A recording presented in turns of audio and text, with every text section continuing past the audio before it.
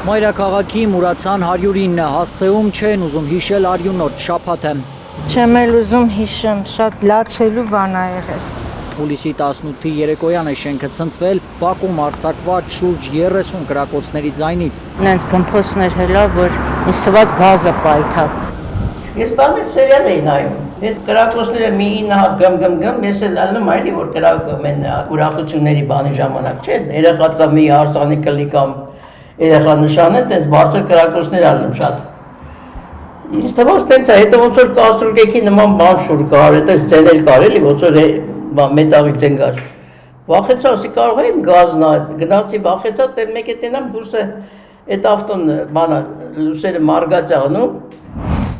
Կրակոցներից սպանվել է հարևան շենքի 20-ամյա բնակիչ Վահե Մկրտչյանը։ Նա ընկերների հետ զրուցելիս է եղել Բաքում, երբ հրաձիգը սկսել է կրակահերթը։ Վահեի 15-ամյա ընկերը վիրավորվել է։ Շամշանի հրապարակած կադրերում երևում է այդ պահը։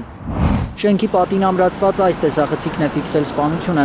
Շենքի նկուղային հարկի այս դուռն է հսկում տեսախցիկը։ Այդ տարածքը հիմա սահմանազատված կապարակնքված է։ Թե ինչ կա ներսում, բնակիչներն ասում են չգիտեն։ Չեմ կարող ասել, չգիտեմ։ Այս կինն ասում է ճանաչում է կրակահերթի զոհ դարձած Վահեին։ Ջահել երեխա էր, գնաց կորավ անմեղ տեղը։ Այդ երեխեքը շատ բարի համբույր ոնց որ երեխեքը լեն։ Ասենք մեկ որ արևածաղիկ բան են ուտում, մեկը մյուսին հյուրասիրելով կամ որ ասենք մոտենում համբյուրելով իրար։ Թե ինչն է ընկերասեր տղաներին այս ողբերգական պատմության մեջ գցել, հարևաններն ասում են չգիտեն, շենքում խոսում են, թե հրաձիգի թիրախը կայանված մեքենաներից մեկն է եղել, նա որևէ մեկին սպանելու նպատակ չի ունեցել։ Մեքենային ա խփել, բայց այդ տղեն է կանգնած ա եղել, միամիտ ա կպել, ինքը դրան չի ուզեցել բան վնաս տա։ Բացի հավաքված տղաների ուղղությամբ կրակ բացելուց հանցագործը նաև նռնակ է նետել, որը չի պայթել, սակրավորներ են աշխատել դեպքի վայրում վնասազերծել նռնակը։ Մուրացան 109-ի բնակիչների խոսքով զինված տղամարդը միայնակ չի եղել, եւս երկուսը օգնել են նրան։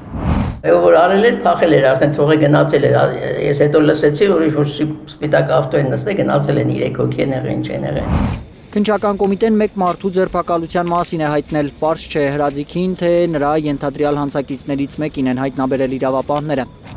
Էրեբունին ցնցած կրակոցներից 2 օր առաջ Հանրապետության հյուսիսում Ստեփանավանում էր մի տղամարդ հրազենային վնասվածք ստացել։ Դրանից 4 օր առաջ էլ Մայրաքաղաքի Վաղարշյան փողոցում մի տղամարդ կրակել էր շենքի բակում հավաքված տղաներից մեկի ոտքին, հետո անկանոն կրակ բացել։